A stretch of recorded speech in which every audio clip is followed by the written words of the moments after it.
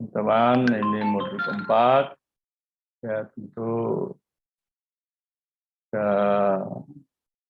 agak lain sedikit. Kita bisa melihat kebanggaan kita tidak main-main karena memang di depan kita terpampang kapal raksasa tanker Indonesia. Jadi orang yang berpikir positif jadi akan meningkatkan sesuatu yang positif, yang besar. Apalagi untuk kepentingan orang banyak dan untuk bangsa dan tanah air. Nah, kapal ini kira-kira sebelum tahun 7 bulan nggak ada nih ya. Yang ada hanya berapa biji aja. Indonesia yang pernah menjadi negara pengekspor minyak aja waktu itu masih mencatat terus dan dimanfaatkan oleh negara-negara maju. Harusnya kita juga punya satu tanker yang besar seperti ini. Oleh karena itu kita patut bangga dan bersyukur memiliki storage yang sangat besar. Kapal yang mensuplai untuk refinery atau kilang-kilang minyak.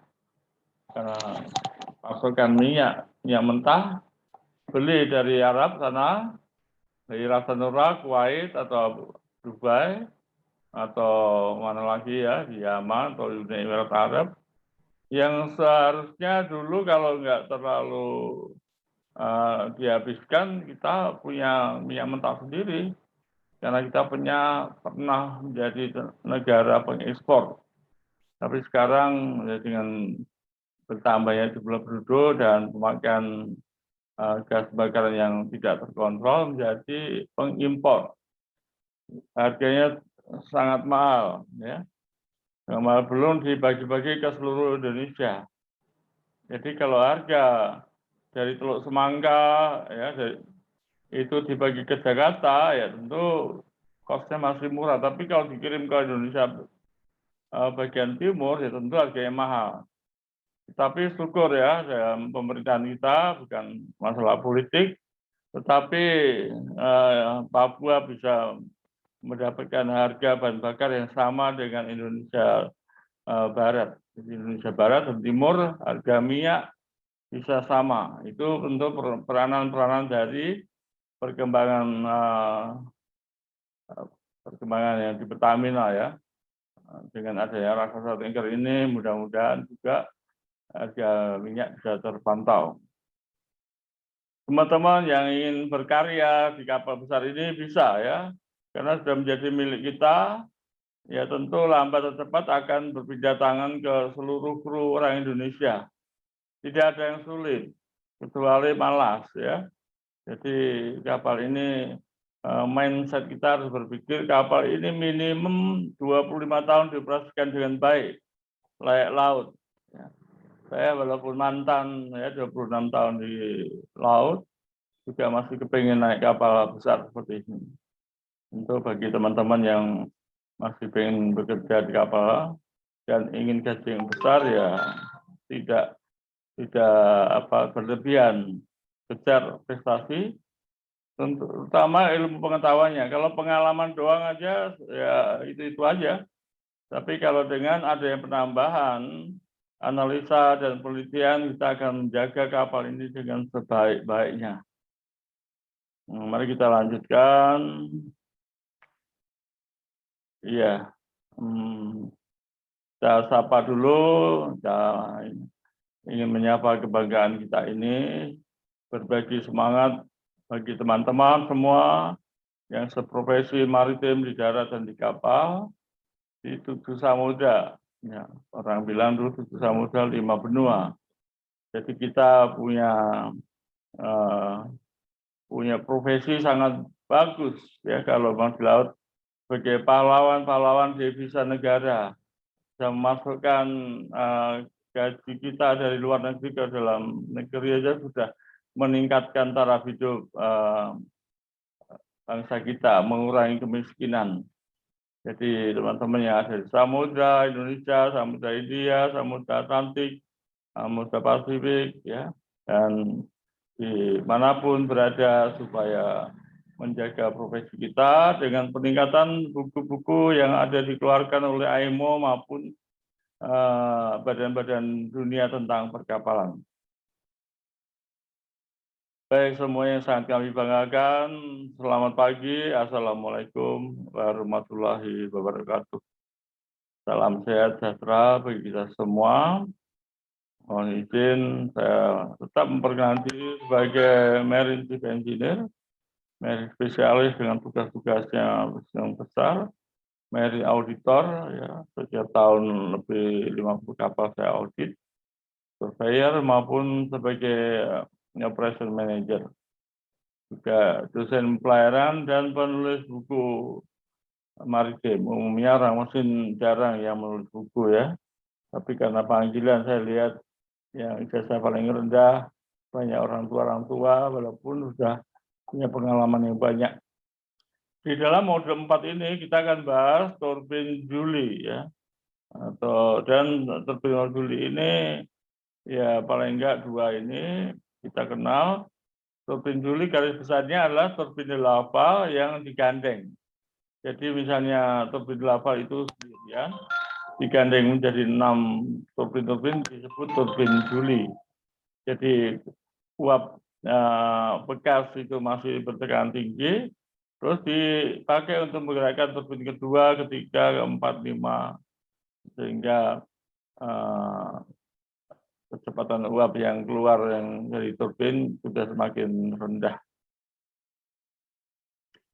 Ya tidak sulit ya, saya merangkum buku-buku dari International Maritime Organization, kemudian saya buatlah buku yang ada di BPTKIP ya untuk kelas 5, 4, 3, 2.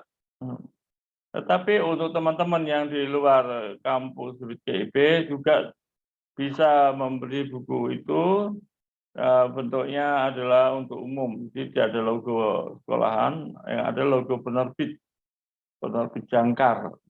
Anda semua teman-teman bisa lihat-lihat ya, lihat-lihat di koperasi Hikmat ya, SPIP, dan di BPTKIP, koperasi galeri alumni, di atasnya pos security pintu masuk. Kalau SPIP pintu masuk sebelah kiri ya, di situ ada Hikmat, ada kantin, ada BNI 46. Nah, ada buku-buku ya. Bagi yang kepengen cerdas dan ingin meningkatkan karirnya, ya saya kira wajib punya buku. Walaupun ini saya buat bedah buku di YouTube channel, tetapi saya mengendaki Anda juga punya buku supaya bisa direview apa yang kurang. Baik ya, ini experience yang sudah berulang kali saya sampaikan dan Anda pun bisa. Tapi tentu ada kelebihan sedikit-sedikit, ya, yaitu waktu mengambil D3, dapat beasiswa, S1 beasiswa, S2 beasiswa. Setiap 10 tahun saya dapat beasiswa ya. Kemudian di Medco ada istimewanya di usia pensiun masih diperpanjang 5 tahun ya dengan gaji di atas manajer. Nah, ini untuk mendorong, sekali lagi bukan untuk sombong, tapi Anda dengan profesi yang sama dengan saya ya pasti bisa meraih prestasi yang lebih tinggi, yang jauh lebih tinggi dari saya, dan jadi direktur atau jadi apapun bisa. Ya, ya ini bisa dibaca ya sedikit. Nah, ini yang membanggakan adalah masuk tim ahli Dewan Penguji Keahlian Pelaut SK Dirjen ya. 4 tahun saya belum 4 tahun sudah dapat SK Dirjen Perhubungan Laut. Ini yang menarik sekali sehingga banyak teman-teman yang heran. Ternyata karena atlet satu belum banyak, saya angkatan pertama tahun 2001 dan dengan pengalaman yang cukup matang. Dosen tetap ya dengan pangkat lektor di 2006 sampai 2018 dipakai oleh APD ya, AMD.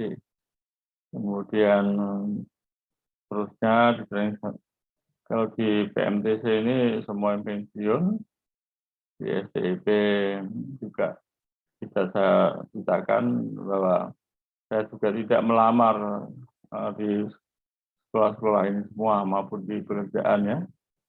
Dan sebagai pengalaman tersendiri sebagai sekjen alumni CA itu mempunyai pengalaman tersendiri. Itu ingin saya rangkul semua dari 5 cabang DPCCB menjadi 21 cabang. Ya, kemudian rekomendasi atas modelnya kesungguhan saja. Ya, ini alma mater yang membesarkan saya sangat bangga dengan alma mater Akademi, dengan alma mater STIP, dan alma mater BPJIP. Tiga lembaga ini, pendidikan ini yang menerbitkan ribuan ya. Kalau saya baru satu di antara ribuan yang sudah berhasil di menjadi alumni dari ketiga lembaga pendidikan ini. Baik, ini kita akan cepat lagi. Masih dalam yang keempat ini, Anda perlu mempelajari sungguh-sungguh, baik teman-teman dari pemilik kapal BUMN maupun pemilik kapal swasta. Ya, karena itu kita tunjuk bertanggung jawab urutan pertama. Yang kedua, biro klasifikasi ini juga teman-teman yang di kapal juga harus mendukung apa yang menjadi tanggung jawabnya biro klasifikasi. Tegakkan regulasi-regulasi AIMU.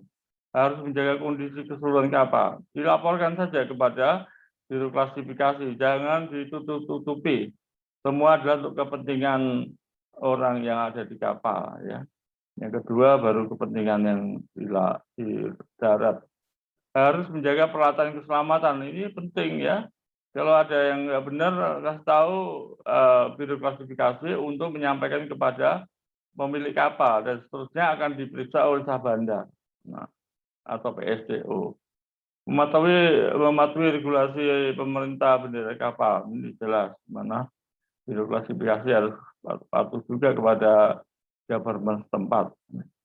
Mempertahankan persyaratan-persyaratan klasifikasi. Ini jelas ya, persyaratan yang berbentuk sertifikat itu satu aja sertifikat bisa kapal ditahan. Ya, ini saya punya pengalaman pribadi.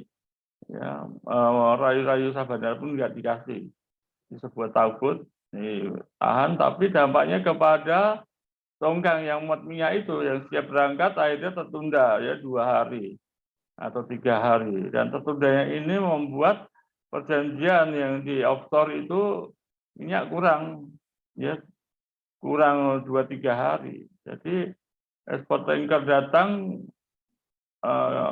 di offshore tidak siap. Itu yang disebut demurit, kita offshore kena denda 2 hari lebih. Tapi dihitung 2 hari, 1 harinya 25.500 US dollar.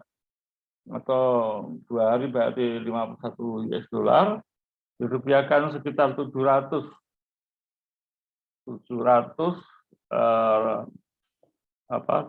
juta rupiah. Nah, padahal untuk membuat sertifikat yang mati tadi nggak sampai 50 juta ya. Ini ya, ini bagi teman-teman yang di kapal harus melaporkan sertifikat yang expire bulan depan, jangan mendadak. Bagi teman-teman yang di pemilik kapal, yang manajer ke bawah juga harus peduli ya. Tidak semuanya dibebankan kepada agen, kemudian kampanye kepada operasional kapal. Diperiksa semua sertifikat, yang utama di sini hull and machinery, ini bisa membuat kapal layup. Kalau sertifikat lambung dan sertifikat machinery tidak berlaku lagi ya.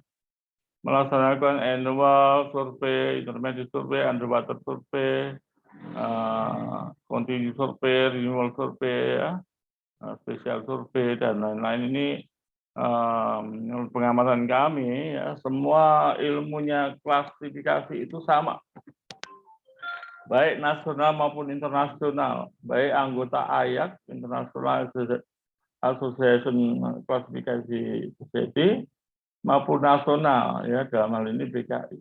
ilmunya sama, 99% sama, bedanya 1% aja, yaitu komitmen, komitmen dan mental daripada orang-orangnya. Nah, ini bisa merusak citra kapal gara-gara komitmen baik dari pihak biro klasifikasi, pihak pemilik kapal, pihak usaha bandar, pihak kru kapal. Ya, komitmennya itu harus, maksudnya yang harus diperiksa ya periksa sungguh-sungguh. Itu. Sehingga menjaga kondisi operasi kapal dan seterusnya. Ini sisipan. Nah, jelas bahwa Pak Biro Klasifikasi, baik yang dari Lloyd Register, ABS, maupun dari BKI, ya saya singgung sedikit, ya mohon maaf sebelumnya kalau tidak etis. Kenapa kapal tanker Pertamina berbendera Panama? Nah, ini ada pertanyaan. Sungguhnya kalau saya pribadi maupun mewakili teman-teman harusnya berbendera Indonesia. Ya. Ilmunya Panama maupun Lloyd, Inggris, Amerika dengan Indonesia sama. Bedanya adalah komitmen 1%. Dilaksanakan dengan benar apa yang diperiksa. Sayang sekali dong ya. Kenapa kita nggak bisa? Kita sudah memiliki lebih dari 10 juta deadweight kapal pasien ya. Jadi bisa ya. Ini pun nanti periksa bagaimana teman-teman yang di kapal kan beda dengan berbendera Indonesia dan berbendera lain. Nih ya. Kalau 5 yang saya sebutkan di atas itu pemilik kapal, biro klasifikasi, kemudian usaha bandar, kemudian pemilik muatan, dan kelima adalah kru kapal bekerja satu paham yang sama, mindset yang sama, pola pikir yang sama, paradigma sama. Apa susahnya? Kenapa harus bendera Panama? Ini saya mewakili teman-teman yang di kapal, rasanya kebanggaannya ya mudah-mudahan tidak pakai lama, berubah menjadi merah putih ya. Kapal milik kita, dan kita banyak sekali pakar-pakar baik yang di darat, di perhubungan laut maupun yang di kapal ya, untuk bekerja sama menjadikan kapal bendera merah putih. Baik biro klasifikasi bertanggung jawab aset Indonesia ya, tentu ya biro klasifikasi Indonesia ini bertanggung jawab supaya aset ini dijaga ketat. Ya. Jadi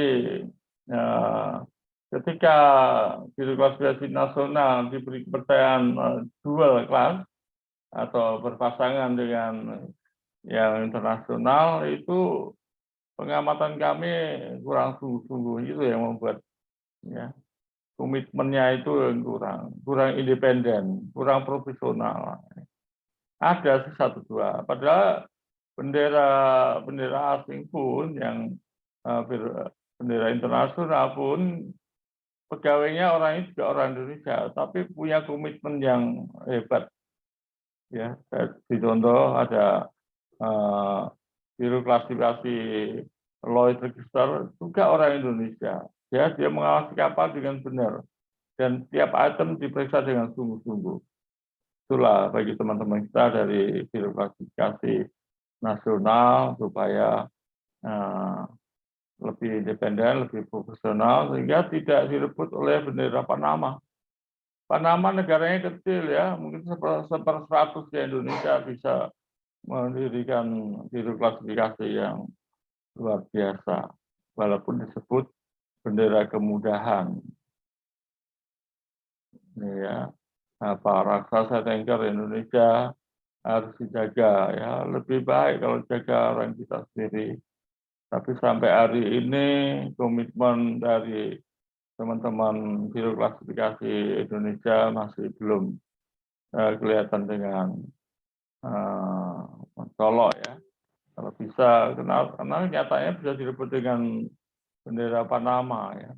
Saya harapkan dengan hormat ya, yang kami banggakan Biro Klasifikasi Indonesia, karena saya juga punya sertifikat Biro Klasifikasi Indonesia ada 3 ya. Jadi kebanggaan itu sangat beralasan kalau saya sanggup untuk mengurus FSO Argaguna dari kondisi mesin per mesinnya 60% menjadi 80%. Tentu kapal yang baru ini dari tahun-tahun pertama sudah harus dijaga ketat. Semua kebutuhannya harus dilayani. Ya, jadi ini harapan kami mewakili teman-teman PASIS, perwira siswa yang kami ajar sejak tahun 2001 sampai sekarang ini, mengharapkan kita punya kapal yang bagus, yang produktif, ya, yang untuk bisa meningkatkan kesejahteraan masyarakat. Pembangunan kapal ini memakan waktu kurang lebih 18 bulan. Ini juga satu citra yang luar biasa. Jepang bisa membuat 18 bulan. Kalau kita membuat kapal ini mungkin 8 tahun kali ya. Dan merupakan wujud kerjasama konkret antara Indonesia dan Jepang. Kerjasama Indonesia-Jepang akan terus diintensifkan, tidak hanya di bidang transaksi pasokan energi, tapi juga kerjasama di bidang energi baru dan terbarukan. Jadi kapal yang raksasa itu bisa dibuat 18 bulan, 1,5 tahun, luar biasa. Keterangan-keterangan dari bab 1 sampai 4 itu saya ambil dari Hak Cipta Kementerian Luar Negeri Republik Indonesia. Ya, jadi bukan karangan saya, ini informasi yang sebenarnya dari Kementerian Luar Negeri, yaitu yang diwakili oleh Duta Besar Republik Indonesia di Jepang untuk serah terima kapal tersebut. Bisa banyak saya jelaskan, ya. Harapannya kapal tersebut di jalur biru, bukan yang merah. Ya. Jadi sehingga kalau ini dioperasikan lancar 15 tahun kurang lebih sampai ke titik impas, titik kembali modal atau break even point, ya kalau kita mau berhitung 1 hari 1 miliar, ya berarti kalau 10 tahun ya udah 3,5 triliun. Jadi sudah kembali modal ini. Ya ini juga sudah saya terangkan cukup panjang lebar tentang boiler dan turbin. Yang koreksi di atas, kalau gambar ini bukan file tube steam boiler, tetapi water tube steam boiler. Jadi ada koreksi ya teman-teman supaya mengoreksi ini. Kalau di bukunya juga tolong dikoreksi. Yang jelas ini bentuk water tube steam boiler ESD2, karena ada 2. Jadi judulnya belum dirubah. Turbin uap Juli cukup panjang. Iya. Nah, turbin uap Juli. Kemudian ini ada 5 rotor.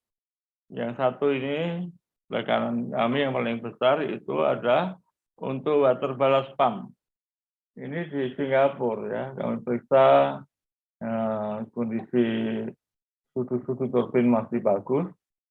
Berarti perawatan uap juga sangat bagus, terutama water pumpnya ya. Pengisian air ketelnya bagus. Ini bisa dia pakai WEPA karena kami berdua di bensin ini sedang santai dan jalan di Singapura.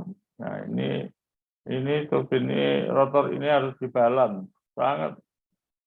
Ya kalau sudah dibalancing dengan baik, ya tentu jangan sampai kena benda-benda yang membuat benturan ya. Ini ada di bengkel di Singapura. Kami harus ke sana melihat kondisi yang sebenarnya. Oke, berita bangsa, boleh teman-teman komentar, baik lambung maupun kamar mesin. Kalau beberapa waktu kami kita kemana sini, ini lampunya juga sangat mulus sekali ya.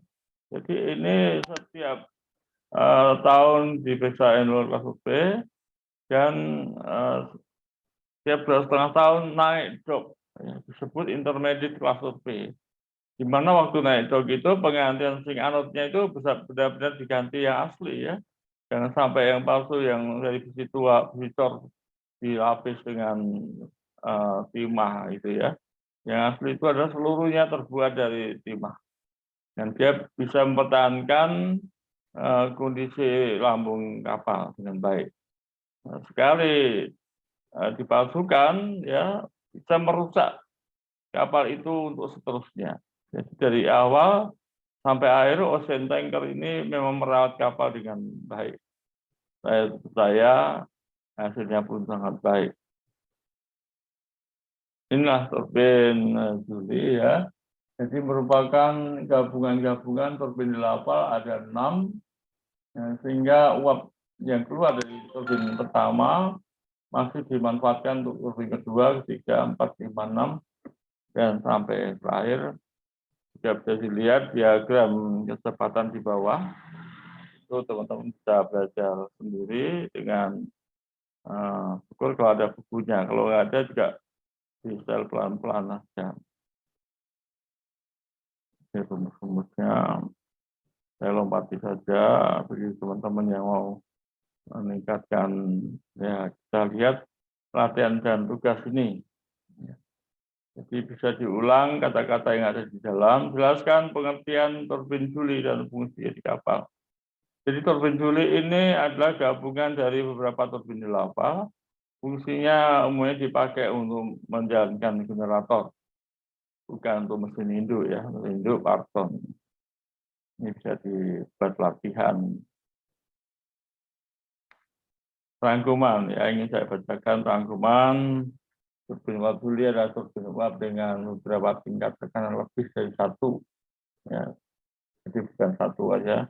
Walaupun bodinya 1, tapi isinya di dalam ada berapa tingkat. Tingkat kecepatan ya, itu pengembangan dari turbin lava itu pada rumah turbin dilengkapi dengan 1 rotor turbin. Nah, itu dekat-dekatnya itu 1 rotor dan mempunyai lebih dari 1 baris sudu jalan, bisa sampai 10 baris. Tapi semua sifatnya kan dengan rumus seperti di lava. Oleh karena itu, uap bekas yang baru keluar dari sudu pertama masih digunakan untuk menggerakkan sudu kedua dan seterusnya.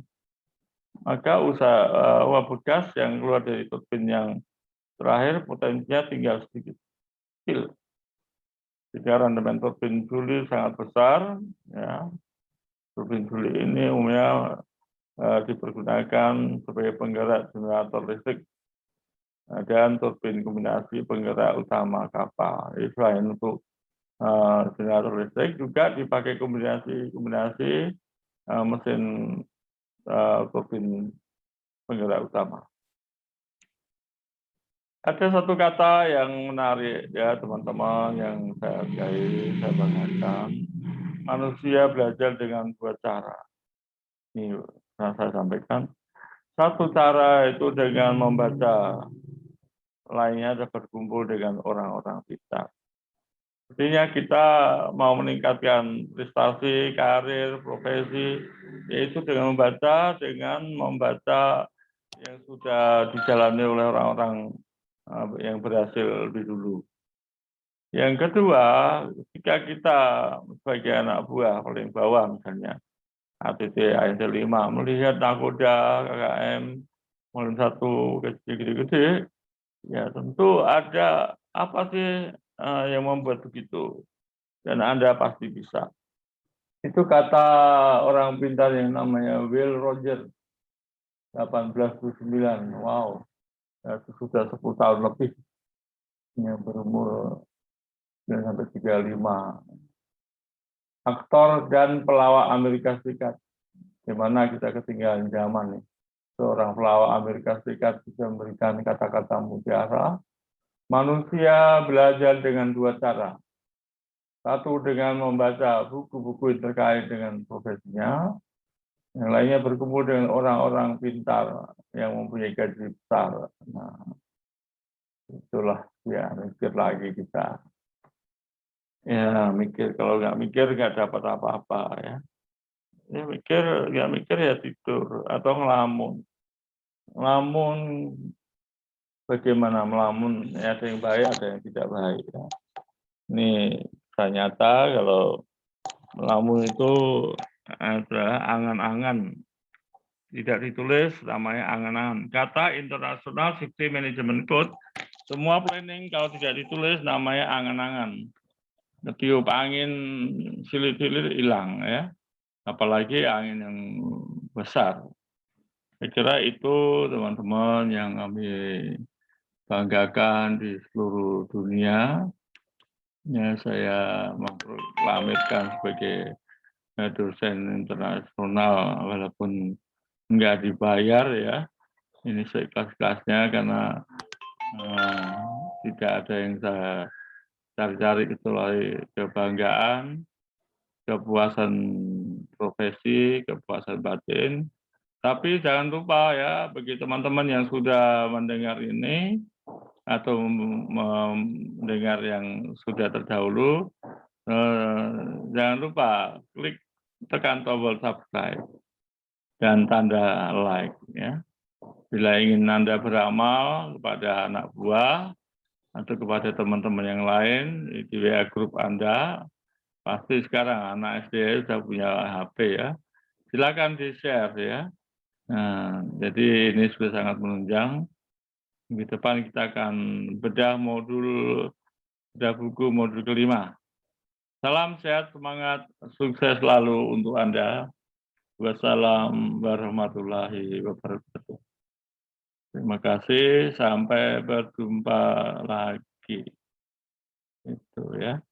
Pelaut mengatakan tidak pernah berpisah, hanya sampai berjumpa lagi. Oke, sekali lagi terima kasih. Saya tunggu modul berikutnya.